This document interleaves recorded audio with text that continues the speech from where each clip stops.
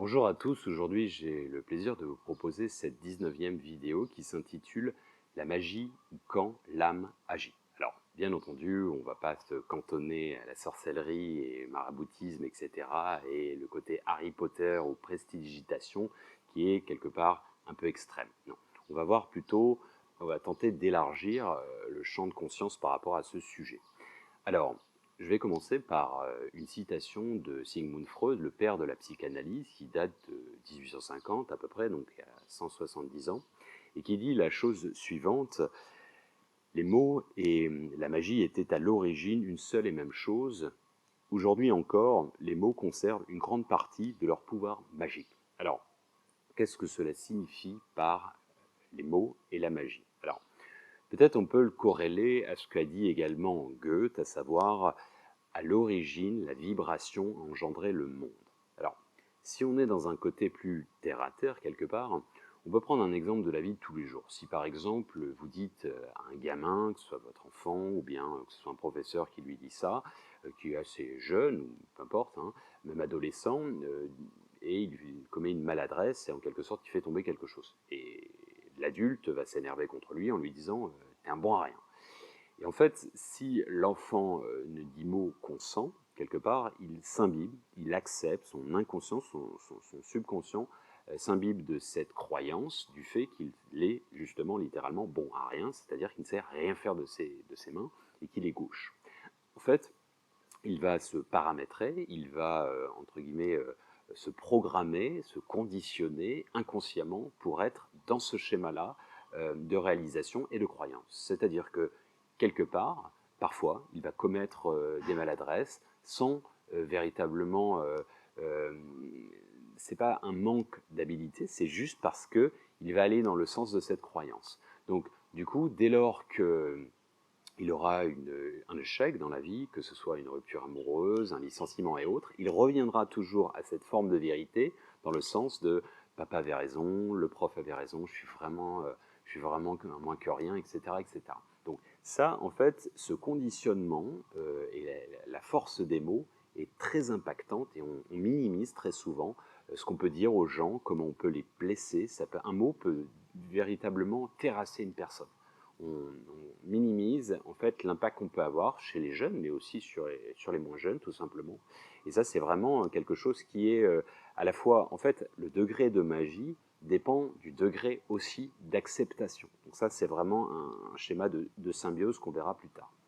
Alors, si je reviens en fait sur cette idée profonde de, comme Goethe avait dit à l'origine, le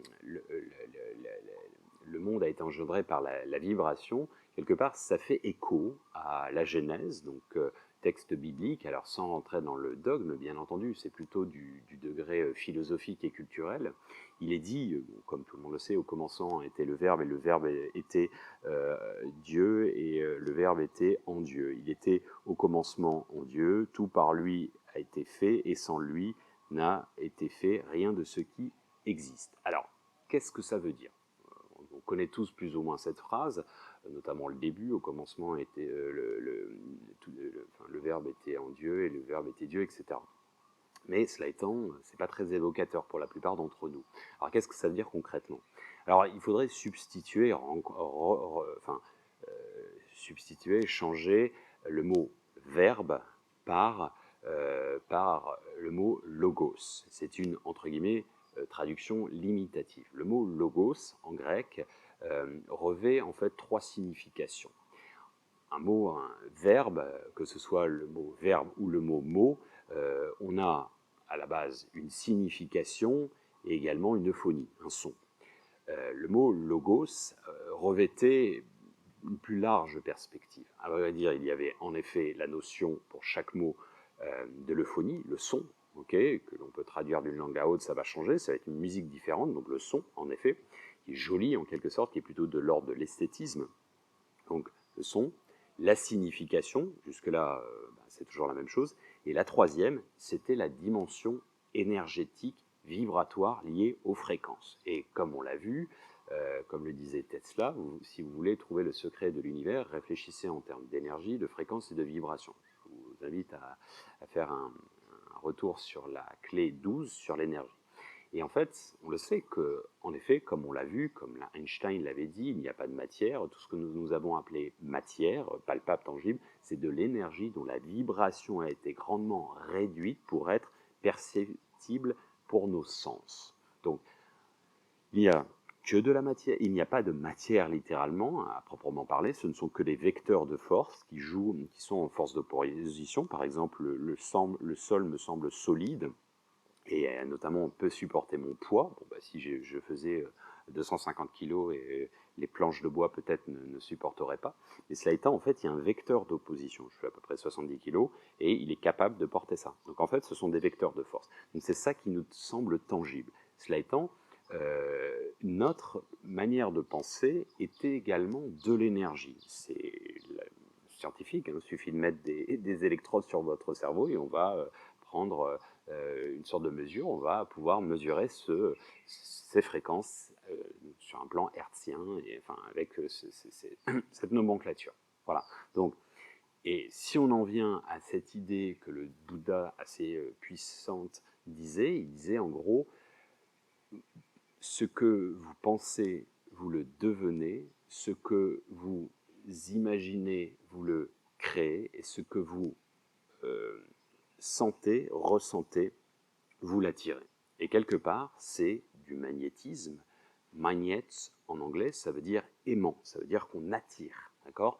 Donc, c'est une notion de polarité, d'attraction, de magnétisme. C'est la fameuse loi de l'attraction, c'est la fameuse loi, entre guillemets, de la force de la pensée créative, sur lequel, là, on en vient à un autre schéma qui est le fait que l'observateur impacte sur le résultat, comme la mécanique quantique l'a démontré, entre autres à travers la fameuse expérience de la fente de Jung, sur lequel on sait que si on y applique une analyse particulière, on aura un résultat particulier, et en l'occurrence particule d'une part ou champ de probabilité. En gros, si vous tournez la tête, c'est un champ des potentiels, un champ des possibles, une sorte de sphère.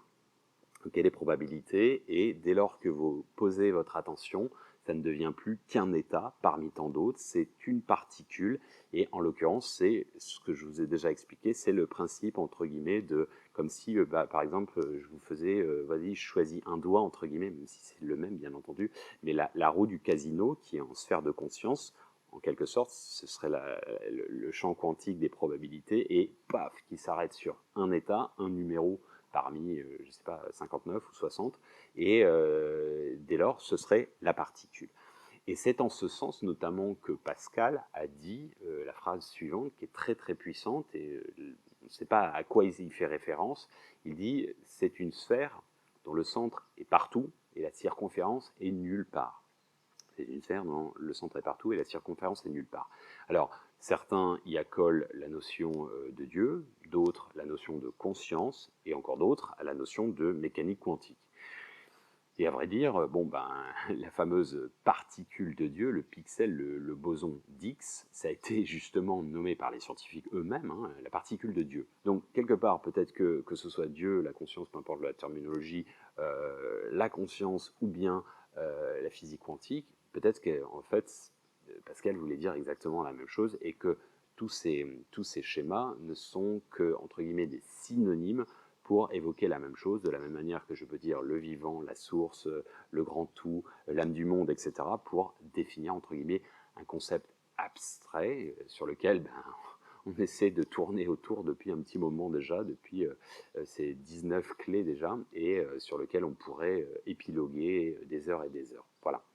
Et d'où aussi cette idée, vous vous souvenez que je vous avais expliqué dans une clé, sur le fait que ne pas nommer Dieu, parce que, comme disait Kierkegaard, me donner un nom, c'est annihiler tous les potentiels que je pourrais être. Et tout se fait que, quelque part, Dieu serait le champ de conscience, et la particule dont nous sommes composés ne serait qu'entre guillemets un état parmi tant d'autres, et une petite forme de divinité quand elle est exprimée, bien entendu.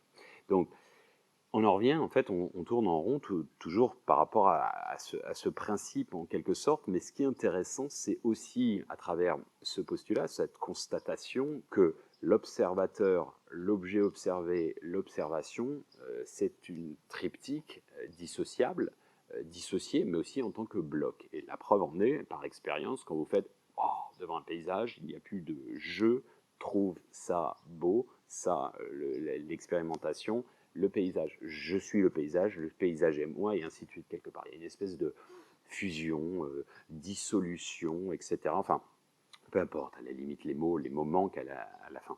Donc, en fait, ce qui est intéressant, c'est surtout de considérer que notre pensée impacte telle une manière magique. Alors, je vais sur un plan sémantique, et vous avez vu que j'aime faire des analyses, que ce soit en latin, en sanskrit ou bien en grec, et j'ai eu la chance d'étudier ces langues pendant un moment, pas le sanskrit, mais le latin et le grec, des années durant. Et c'est vrai que ça permet de revenir à la source de l'étymologie, bien entendu, mais aussi à la source énergétique et comment dirais-je, et, du sens, à vrai dire. Alors, et notamment dans cette notion, en fait, des mots, notamment. Et c'est intéressant parce que en anglais, quand on dit épeler un mot, hein, E, P, etc., en fait, c'est to spell. Et épeler, vous avez cette notion de pelure, c'est-à-dire de ôter les différentes couches de chaque lettre pour arriver à une teneur énergétique profonde. Et ce qui est intéressant, c'est qu'en anglais, quand vous dites to spell, donc ça veut dire épeler, mais quand vous dites to cast a spell, ça veut dire jeter, non pas une pelure ou une manière d'épeler, c'est jeter un sort. Donc c'est un sortilège. C'est ça c'est quand même assez déroutant. Donc au-delà, en fait, donc c'est la base du vocabulaire, au-delà, la structure de notre manière de parler, et quelle que soit la langue, c'est la grammaire. Elle peut être inexistante comme en chinois, en indonésien, elle est quasiment pas existante. En anglais, elle l'est, mais elle est beaucoup plus simpliste que dans les langues latines, c'est un état de fait, et il n'y a pas de subjonctif et autres. Mais disons que, en fait, la grammaire réfère à une structure, une logique de pensée. C'est pour ça que d'ailleurs, souvent, on étudie le latin et le grec pour la mathématique, parce que c'est une construction de l'esprit. Pourquoi beaucoup de scientifiques ont étudié l'allemand pour le parler et le pratiquer, c'est la première langue que j'ai apprise, parce que, de la même manière, c'est un jeu de construction de l'ego. Bon, bref. Tout ça pour dire que la grammaire, le mot grammaire vient du mot du vieux français grimoire. Et qui veut dire quoi?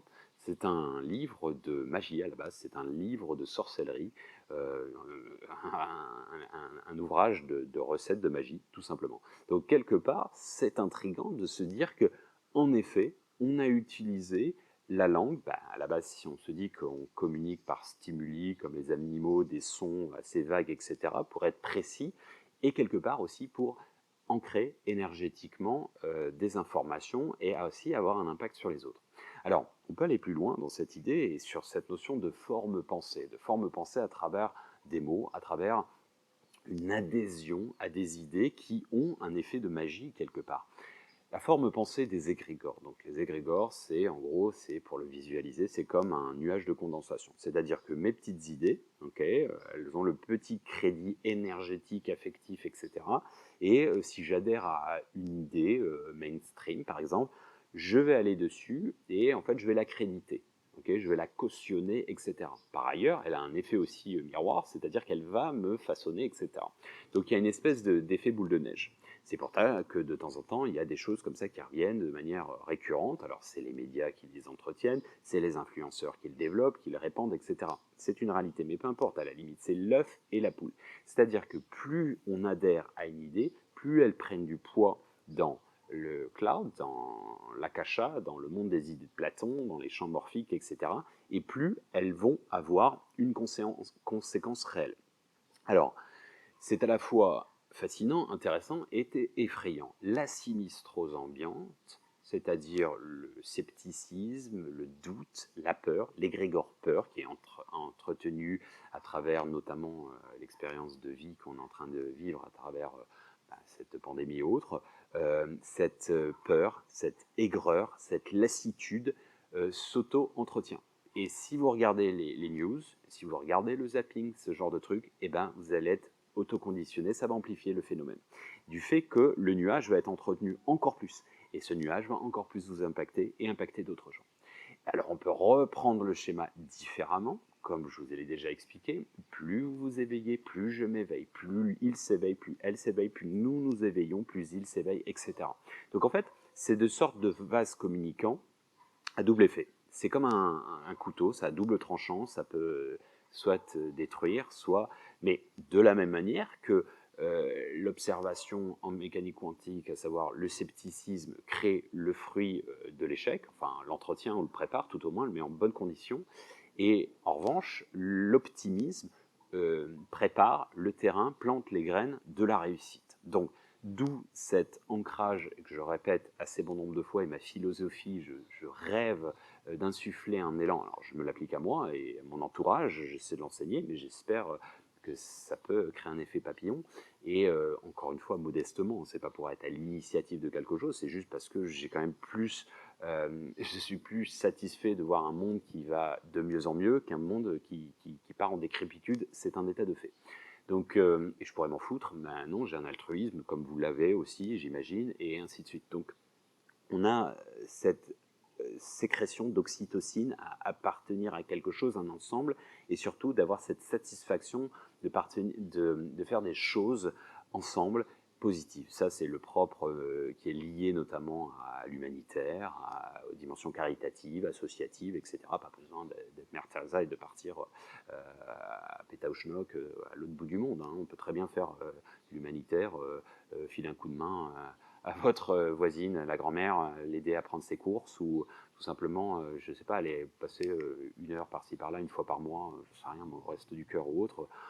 Quand je vivais à Paris, je le faisais plusieurs fois par semaine, et notamment systématiquement tous les samedis, et ça m'apportait plus que ce que j'apportais au final. C'était vraiment un double effet. Et ce que je fais ici à Bali, encore une fois, c'est pas pour faire le mec bien, j'ai aucun intérêt à le faire, je le fais pas pour dire d'eux ou pour me conditionner, et si j'ai pas envie de le faire, je le fais pas.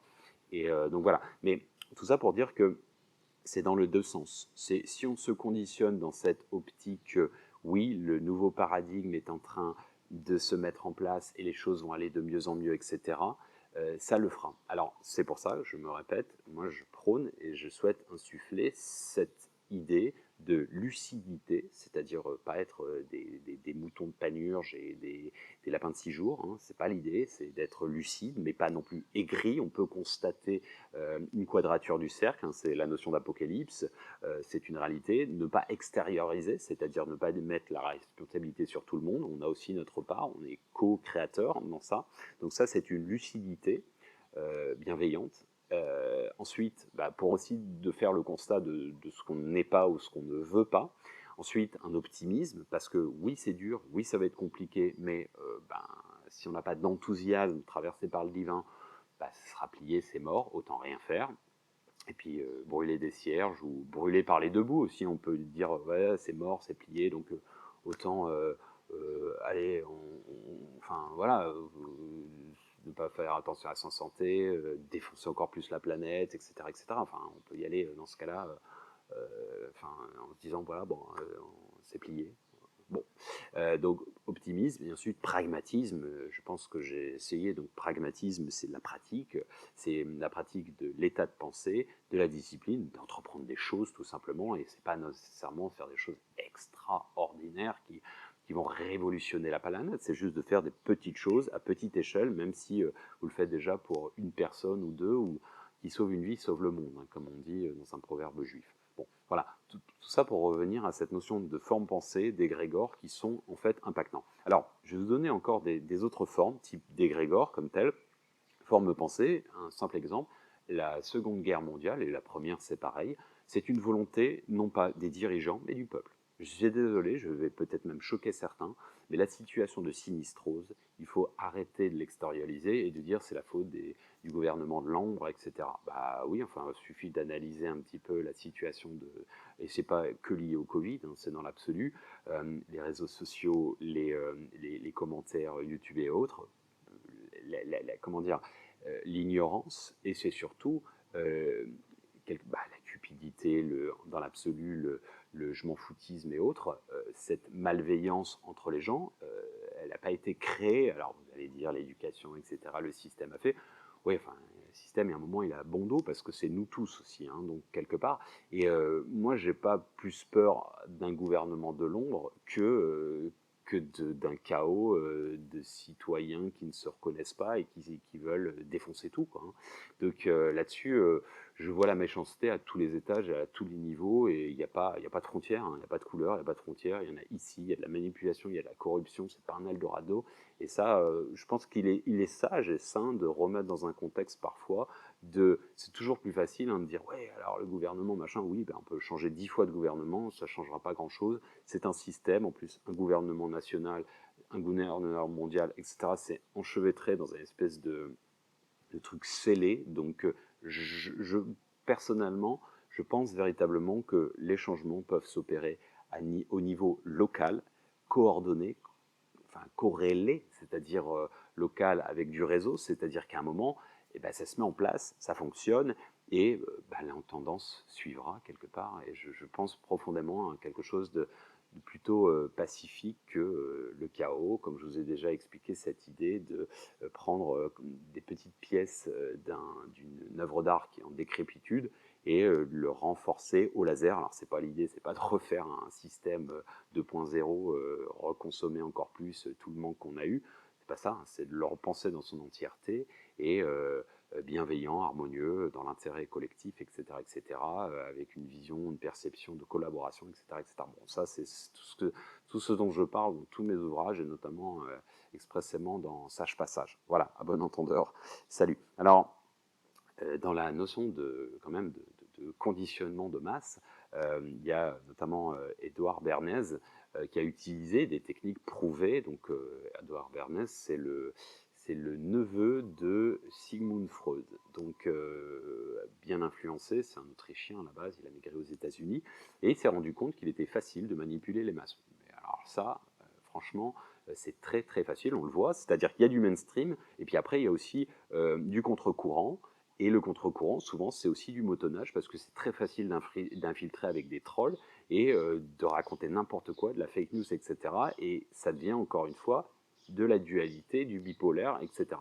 Et en fait, d'où le besoin de discernement, etc. etc. Mais influencer, vous prenez des bastions, des flagships, des leaders d'opinion, vous leur donnez de la fake news et la relaient bien comme il faut, et puis demain vous avez des émeutes, des révolutions, etc. C'est absolument pas compliqué. Et ça, en fait, il a très bien compris très vite, dans les années 30, donc ça a 100 ans quand même, donc on peut imaginer que dans un sens comme dans un autre, on peut l'utiliser à bon escient, à mal escient, mais il avait utilisé pour le fait d'associer, entre guillemets, la cigarette à une sorte de libération de la femme. Alors la femme pouvait s'émanciper, donc de fumer, et puis c'était un vent de liberté, etc. Et c'est resté. Et ça a, entre guillemets, démocratisé, vulgarisé, dans le sens plutôt positif. Ça a donné une belle image de la cigarette. Et ça, c'est vrai que quand on est de ma génération, moi je me souviens, dans les années 80, c'était pas si mal que ça. Bon, il y avait il a commencé à avoir Lucky Luke qui a commencé à dire c'est pas bien de fumer, donc voilà, il y a eu toute mais ça fumait dans les avions, ça fumait dans les cinoches, ça fumait partout. Quand je suis arrivé en Chine en 2010, ou même un peu avant, ça fumait partout, dans les restos, les machins. Et pour eux, c'était un truc de convivialité. Quand vous allez en usine, on vous met une clope au bec direct. C'est un peu comme, je sais pas, comme tu bois un verre, quoi. C'est un peu de l'ordre c'est logique, quoi. C'est pas lié à la santé. Bon, bref. Tout ça pour dire qu'il a bien su comprendre comment fonctionnaient les masses et donc, mais ça, quelque part, c'est un process qui est le fameux qui ne dit mot consent. Alors ça, c'est une forme de sorcellerie très puissante, inconsciente, qui nous impacte. C'est-à-dire que on a des messages subliminaux à outrance, partout, que ce soit dans les films, etc., etc. Je ne veux pas rentrer trop dans un délire, on va dire, ténébreux, mais il y en a, ça existe. Et en fait, de ne pas, pour vous dire, tout le nazisme, je vous invite à explorer l'occultisme du nazisme, notamment par le biais de Goebbels. C'était c'était une organisation occulte utilisant bon nombre de schémas de magie. Hein. De toute façon, ils ont utilisé les symboles de la svastika, etc., etc. Même ce fameux signe nazi était une manière de donner l'énergie à Hitler, qui la recevait, lui, pour le coup, et ainsi de suite. Enfin, lui, c'était même pas à la limite le Manitou, c'était plus les Goebbels et les Himmler, etc., qui étaient vraiment des gros tordus et qui suivaient des rituels sataniques, etc. Ils ont ces Faust, hein, c'est le pacte avec, entre guillemets, l'ombre, le Satan, l'obstacle à la lumière, le diable, c'est le pacte avec le diable quelque part. Et c'est vrai qu'il satisfait, un peu comme le génie d'Aladin, assez facilement, plus facilement peut-être. Voilà, bon après c'est un peu comme la mafia, hein. Vous avez pris de la drogue, vous avez vendu, etc. Droit de vie et de mort, hein. Vous pouvez vous faire buter du jour au lendemain et vous êtes redevable, ça c'est une autre histoire. D'où le besoin de faire attention à ces choses-là, bien entendu. Mais pour revenir notamment avec cette histoire d'Hitler, il a toujours dit au niveau propagande, la communication étant extrêmement puissante, pardon, il disait répétez un mensonge une fois, reste un mensonge, 10 fois, reste un mensonge, répétez-le des milliers de fois, il deviendra vérité. Et ça, on le voit. Il y a une telle, comment dire, un tumulte, un déluge informationnel de toutes parts que c'est vrai qu'il est difficile de dissocier.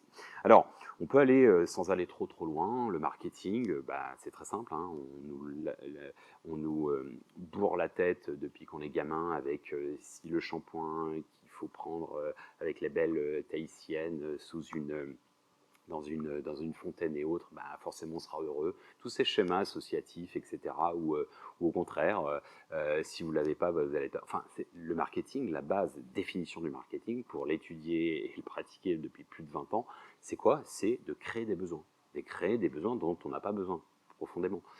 Moi, j'ai toujours dit, je ne voulais pas de portable jusqu'à 2004, donc j'étais l'un des derniers dinosaures, et je disais tout le temps, je n'en veux pas parce que j'en ai pas besoin. Et le jour où j'en aurai un, j'en aurai besoin. Et de facto, aujourd'hui, je ne sais pas comment je pouvais faire avant. Et bon, ça, c'est cette notion de connaissance. Je ne suis pas en train de dire qu'il faut nécessairement tout bannir. C'est juste, en fait, le marketing, c'est exactement ça. C'est beaucoup de gens deviennent malheureux parce qu'ils n'ont pas le dernier technologie et autres, et parce que la société consumériste a tout fait pour créer cette espèce d'impact magique, en quelque sorte, du marketing. Alors, bon, on peut aller dans différentes dimensions.